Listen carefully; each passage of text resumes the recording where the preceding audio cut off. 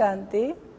प्रजापिता ब्रह्मा कुमारी ईश्वरीय विश्वविद्यालय के अंदर जो हमें आध्यात्मिक विद्या सिखाई जाती है तो वह हमें चित्रों के माध्यम से बताई जाती है। ये चित्र हम यहाँ पर देख रहे हैं। जैसे हम छोटे बच्चे जब होते हैं स्कूल में पढ़ते तो हमें अगर इंग्लिश मीडियम में पढ़ना है तो A for apple, B for ball, ऐसे वो चित्र दिखाकर जब बताया जाता है तो हमें जल्दी समझ में आता है। अगर हम हिंदी मीडियम में हैं तो ए फॉर अनार, आ माना आम, इस प्रकार से बताया जाता है। तो वो चित्र जब देखते हैं तो हम देखते ही वो समझ में आ जाता है या बताते कि ये आम है, ये अनार है, ऐसा। तो इसमें बताया गया कि ये शरीर जो है एक हड्डी मांस का पुतला है। शरीर और आत्मा ये दो शक्तियाँ यहाँ पर बताई गई है। जब इस शरीर के अंदर आत्मा है, जो यहाँ पर ये बताया आत्मा जब इस शरीर के अंदर आती है तो वो जीव आत्मा बन जाता है, यानी उनके अंदर कर्म करने की शक्ति, देखने की शक्ति, ये सारी शक्तियाँ आती हैं। ये शरीर जो है वो 5 तत्वों का बना हुआ पुतला है। कहते 5 तत्वों का बना है, मिट्टी का बना, मिट्टी में ही मिल जाएगा। तो मिट्टी में ही मिल जाता है जब आत्मा इससे अलग हो जाते हैं। तो ये तो 5 तत्वों से बना है, लेकिन आत्मा किससे बनी, ये आत्मा किसको कहा जाता है? तो आत्मा में मन है, बुद्धि है, संस्कार है। तो मन विचार शक्ति है, बहुत सारे विचार मन में आते हैं।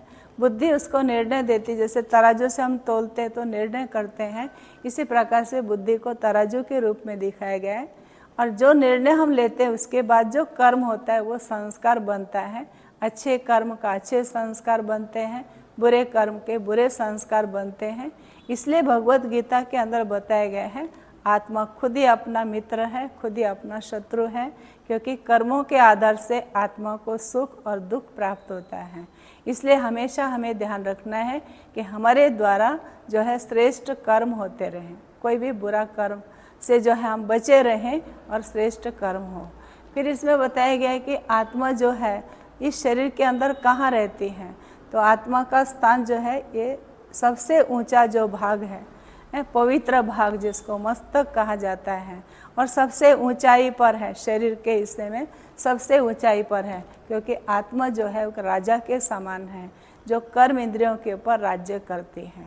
जैसे राजा होता है सिंहासन पर बैठते, ऐसे आत्मा रूपी राजा भी ये मस्तक सिंहासन पर बैठ करके अपने सारे कर्म इंद्रियों कर्मचारियों के द्वारा कार्य कराती है।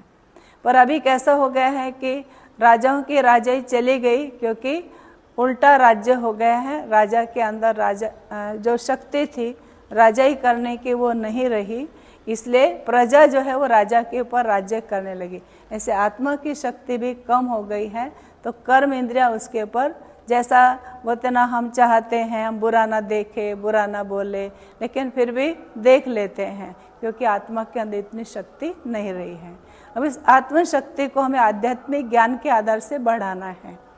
आत्मा जो है अति सूक्ष्म है, जो हमें आँखों से नहीं दिखाई देती है, जिसको बोलते हैं एक एनर्जी है, एक लाइट है, एक पॉइंट है। क्योंकि आँखें जो है हमारी वो नश्वर हैं, देह जब समाप्त होगी तो आँखें भी समाप्त हो जाएंगी। नश्वर चीज़ों से हम इस अविनाशी शक्ति आत्मा को नहीं देख पा सकते, क्योंकि आत्मा के लिए कहा जाता है अजर अमर अविनाशी है। जैसे भगवत गीता में बताया गया है कि आत्मा को अग्नि जला नहीं सकती है, पानी भिगो नहीं सकता है, वायु उड़ा नहीं सकती है, ऐसी आत्मा शक्ति जो है इस शरीर को चलाने वाली।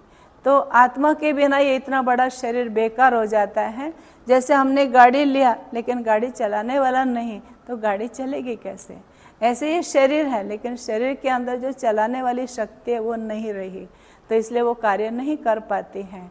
तो जैसे देखो अभी हम कुछ बात करते ना मुंह के द्वारा, आत्मा अपने विचार जो है वाणी के द्वारा प्रकट करती है। अगर मुंह है लेकिन आत्मा बोलने वाली नहीं, तो फिर आवाज़ भी नहीं आएगा।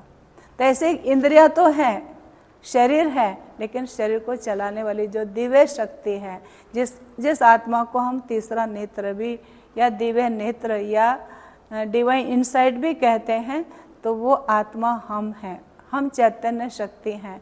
लेकिन हम अपने आप को भूल गए, इसलिए हम खुद को देह समझ करके चलने लगते थे। तो अभी हमें आत्मशक्ति को पहचान कर उसमें रहना है। ओम शांति।